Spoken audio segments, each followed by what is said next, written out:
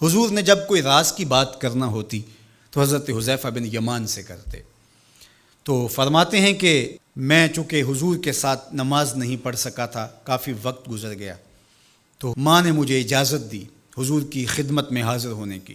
اس شرط پہ ماں نے چھٹی دے دی کہ حضور سے جا کے میرے لیے بھی اور اپنے لیے بھی مغفرت کی دعا کروانا، چونکہ صحابہ کی شدید آرزو ہوتی تھی کہ حضور کے ہاتھ اٹھ جائے۔ انہیں پتہ تھا کہ یہ ہاتھ اٹھ جائے تو باب اجابت تک پہنچتے ہیں، پھر خالی نہیں موڑے جاتے۔ تو کہا کہ حضور سے میرے لیے اور اپنے لیے مغفرت کی دعا کروانا۔ ماں نے اجازت دے دی تو یہ حضور کی خدمت میں آئے۔ کہتے ہیں میں نے مغرب کی نماز پڑھی اور سلام پھرا تو میرے دل میں تھا کہ حضور سے ملوں اور کہوں کہ حضور میرے لیے، میری ماں کے لیے مغفرت کی دعا کر دیجئے، لیکن حضور نوافل میں ایسے مشغول ہوئے کہ مجھے موقع نہ مل پایا، حتیٰ کہ عشاء کا وقت ہو گیا۔ عشاء کی اذان پکاری جانے لگی، حضور نے نماز عشاء پڑھائی، سلام پھرا تو میرے دل میں تھا کہ ماں نے جاتے ہی پوچھنا ہے کہ دعا کروائی تھی تو کیا جواب دوں گا۔ مغرب کی نماز کی چھٹی ملی، عشاء بھی ہو گئی اور میں عرض نہیں کر سکا۔ تو میں ابھی سوچ ہی رہا تھا کہ حضور حجرہ انور کی طرف بڑھ گئے۔ اب جنہوں نے مسجد نبوی کی حاضری کا شرف پایا ہے وہ جانتے ہیں کہ مصلی نبوی سے حجرہ رسول کا فاصلہ ہی کتنا ہے، اور جنہوں نے یہ شرف نہیں پایا میری دعا ہے کہ وہ اڑ کے مدینے چلے جائیں۔ سچی بات ہے، جس نے وہ شہر نہیں دیکھا اس نے کچھ بھی نہیں دیکھا۔ جنوں ویکھ کے اکھیاں ٹھر دیاں نے، جنوں ویکھ کے ٹھر دا سینہ ہے، ربا تیری ساری خدائی وچوں بس اکو شہر مدینہ ہے۔ آج اس وقت پوری دنیا کے اوپر جو وبا پھیلی ہے اس کی وجہ سے جہاں اور بہت ساری چیزیں ہمارے لیے اذیت اور دکھ کا ذریعہ ہیں، وہاں ایک بہت بڑا دکھ ہے کہ مسجد نبوی کے دروازے بھی بند ہیں۔ تو یہ دن تھے کہ حرم کی رونقیں دیکھنے والی ہوتی، مواج انور کے سامنے درودوں کی بہار ہوتی، مدینے میں بیٹھ کے حضور کے روضے کے سامنے حضور علیہ الصلاۃ والسلام کے شہر کی پکی ہوئی کھجوروں سے افطاری کرنے کا اپنا ہی لطف ہوتا۔ آج مدینے کے لوگ بھی ترس رہے ہیں۔ بچپن سے لڑکپن تک اور لڑکپن سے جوانی تک اور جوانی سے بڑھاپے تک 80 سال عمر ہو گئی، جنہوں نے رمضان المبارک کا روزہ مسجد نبوی سے باہر کبھی کھولا ہی نہیں، آج اپنے گھروں کی چھتوں پہ کھڑے ہو کے میناروں کو دیکھتے اور چیخیں مار رہے ہیں۔ اللہ اس وبا کے دن مختصر کر دے اور اس امت کے لیے آسانیاں پیدا کر دے۔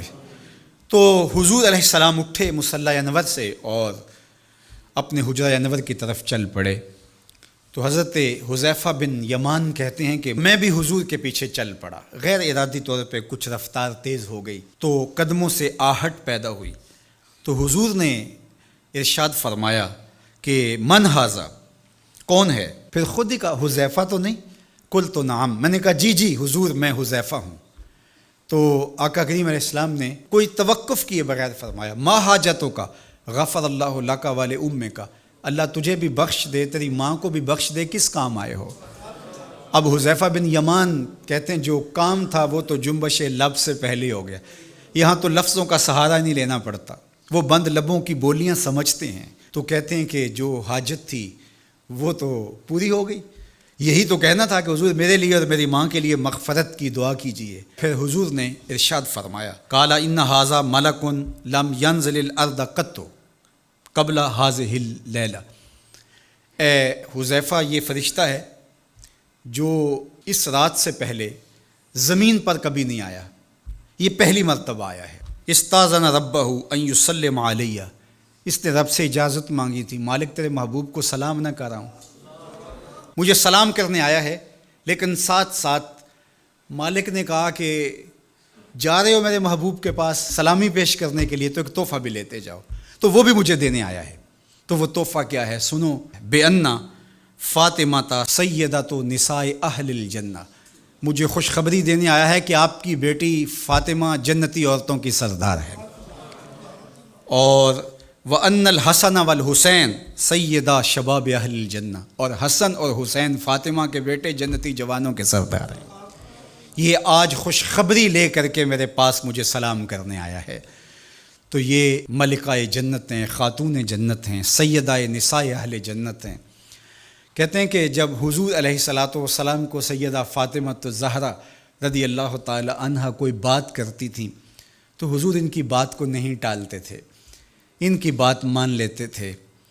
تو آج ہم سیدہ فاطمہ الزہرا رضی اللہ تعالی عنہا کی وساطت سے حضور کی بارگاہ میں استغاثہ پیش کرتے ہیں کہ اس امت مرحوم پہ اللہ سے رحم کی خیرات مانگیں اور اللہ میرے وطن کی خیر کرے، امن، رحمت اور کرم نوازیوں کے اجالے اور نور نصیب ہو، میری قوم کی بیٹیوں کو اسوہ فاطمہ کے اجالے عطا ہوں۔